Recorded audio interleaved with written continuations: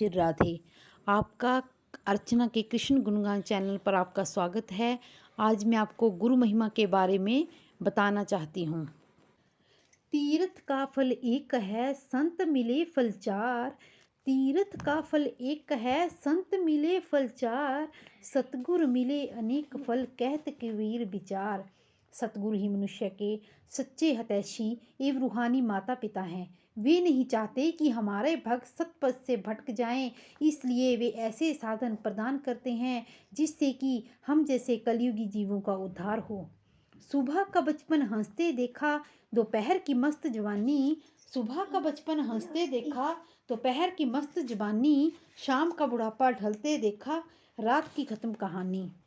लेकिन कुछ लोग महापुरुषों की निंदा करते हैं। वे जानते नहीं हैं कि आकाश की ओर फेंका गया कीचड़ फेंकने वाले के सिर पर ही पड़ता है, अर्थात महापुरुषों की निंदा करने वाला स्वयं ही निंदित हो जाता है। फूल खिलते हैं, पवन में सुवास फैलाते हैं। फूल खिलते हैं, पवन में सुवास फैलाते हैं। संत सुख स्वरूप में मगन रहते हैं, नजरों से निहाल करते हैं। इस धरती पर श्री गुरु महाराज जी जैसे संत इस धरती को नया रूप दे रहे हैं और हम जैसे कलयुगी जीवों का उद्धार कर रहे हैं। महापुरुष कहते हैं गुरु की महिमा को जानने में सत्संगति का बड़ा महत्व है। वे कहते हैं वो संगति जल जाए जिसमें कथा नहीं राम की। वो संगति जल जाए जिसमें कथा नहीं राम की। बिन खेती बिन बाड़ी बाढ़ भला किस काम की। वे नूर बेनूर भले जिसमें पिया की प्यास नहीं। वे नूर बेनूर भले जिसमें पिया की प्यास नहीं। वो जीवन ही नर्क है जिसमें प्रभु मिलन की आस नहीं। महापुरुष कहते हैं यदि किसी मनुष्य को भाग्यवंश किसी महापुरुष की संगति मिल जाती है तो वो उसे उन्नति के शिखर पर ले जाती है। यदि दुर्भाग्यवंश किसी नीच की संगति मिल जाती है तो वो उसे अवनति के गड्ढे में गिरा देती है।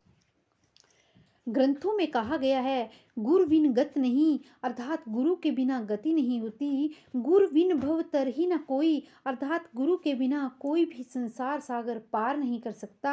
राम कृष्ण ते को बड़ो तिन्हू भी गुरु कीन। राम कृष्ण ते को बड़ो तिन्हू भी गुरु कीन। तीन लोक के नायका गुरु आगे अधीन। यदि तीनों लोगों के स्वामी भगवान राम भगवान श्री कृष्ण को यदि गुरु की जरूरत है तो क्या हम जैसे कलयुगी जीवों को गुरु की जरूरत नहीं है, अर्थात है। महापुरुष कहते हैं बच्चों के जीवन में माँ बाप की शिक्षा का बड़ा योगदान है। वे कहते हैं वो माँ धन्य है जो भक्तिमान मनुष्य को जन्म देती है। वो पिता धन्य है जो उसे भक्ति से अलंकृत करता है। धन्य है ऐसे माँ बाप जो अपने बच्चों को विष के समान उपभोगों की ओर प्रेरित ना करके भगवान की भक्ति की ओर प्रेरित करते हैं। लेकिन कुछ लोग महापुरुषों की बात ही सुनना पसंद नहीं करते। अरे पूर्व जन्म के पाप से हरिचर्चा न सुहाए। पूर्व जन्म के पाप से हरिचर्चा न सुहाए। जैसे ज्वर के बेग से भूख विदा हो जाए।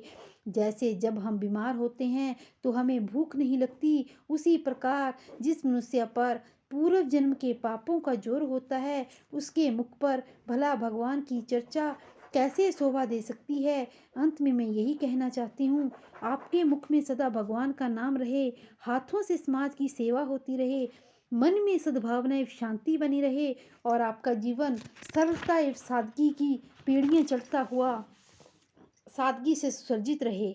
गुरु गोविंद दो खड़े काके लागू पाए।